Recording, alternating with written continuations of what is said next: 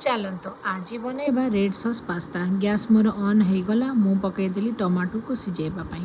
ता भितर मु कॉफ़ी बन की पी सारी। मोर टमाटो सिझिकी हो गला रेडी। तो मुझे सेम गरम पानी रे पकईदेवी पास्ता। आउ मोर पास्ता रेडी हो मु टमाटर चोपा छड़े कि ताकू बनईदेवी गोटे प्यूरी। एक्चुअली सकाଳେ सकाଳେ निदर उठला परे बहुत पास्ता खावाई इच्छा होता। कढ़ा लगेदेली तेल मोर गरम हो गला। रसुण मु करके रखी चॉप और रसुण मोर भलसे फ्राए होला परे मु जो प्यूरी बनई ताकू पकईदेली।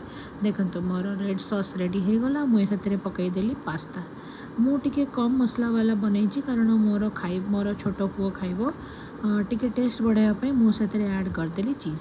चलतु मु आपन को एबे खुएबी रेड सॉस पास्ता।